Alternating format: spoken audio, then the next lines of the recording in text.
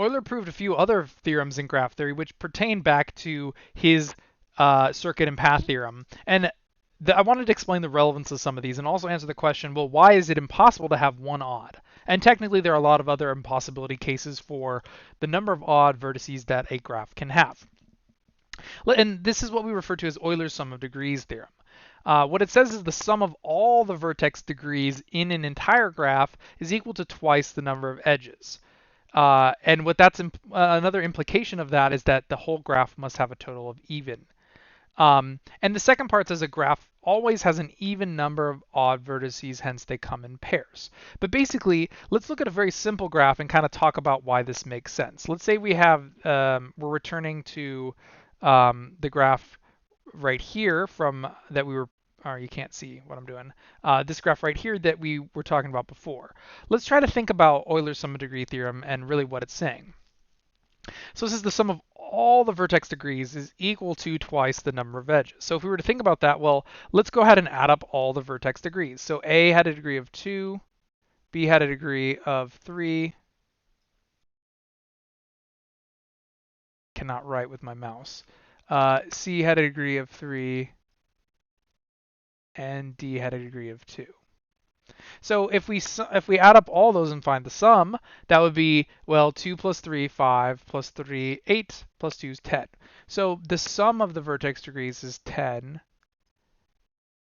And what it says is it needs to be equal to twice the number of edges. And if actually you recall, we actually counted the number of edges before, 1, 2, 3, 4, 5.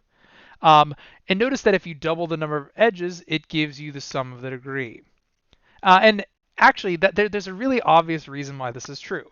Because in a graph, every edge must have 2 dots. Every edge has 2 vertices corresponding to it. So if I think about what happens with one edge, that amounts to 2 vertices or 2 degrees in those things. So when I have 5 edges, the sum of all of the degrees must double, because each edge always corresponds to a net degree of 2 in the graph as a whole. And the conclusion from that is that it must be an even number, right? Because if you always take a number of edges, whether it's 5, 7, 23, or 97, and you double it, it always makes an even number. Cool. So, well, okay, what does that have anything to do with? But basically, the sum of the degree in a graph is always an even number. But basically, what also that means is that a graph always has an even number of odd vertices, which is the second part. Basically, this is proved from part number 1. And basically, what that's saying is that odd vertices come in pairs. But if you think about how odd number computes when you're adding it up to make even numbers, well, if you're adding a bunch of degrees together, the end result must be even by part 1. But part 2 is saying that, well, let's say I have just one odd vertex. That's actually going to be impossible in a graph because if I only have one odd number and I add it up with a chain of even numbers, as we know, one odd number can't add up with even numbers to make an even number because one odd is kind of like the wrench. Odd does not combine with even to make even.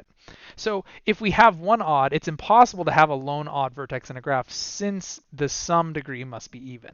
And notice that in this case we had a pair, we had 2 odd vertices, which is not a coincidence.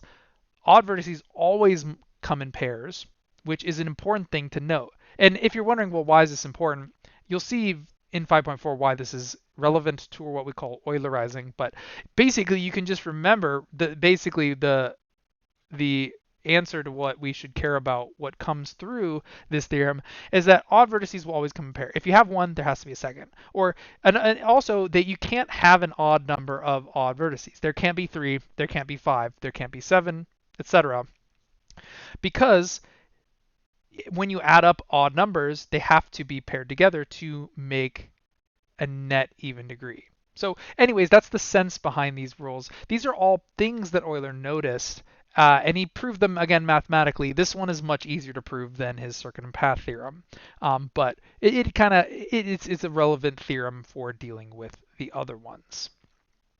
Now, the last thing is, how do we actually find the Euler paths and Euler circuits in these graphs? Because that's our ultimate goal in this chapter. All of this is not as important for what we're trying to do, but I thought, I don't like to teach you things without talking about why. And in the next video, we'll get into how do we actually find the Euler circuits and paths, which is an algorithm which we refer to as Fleury's algorithm.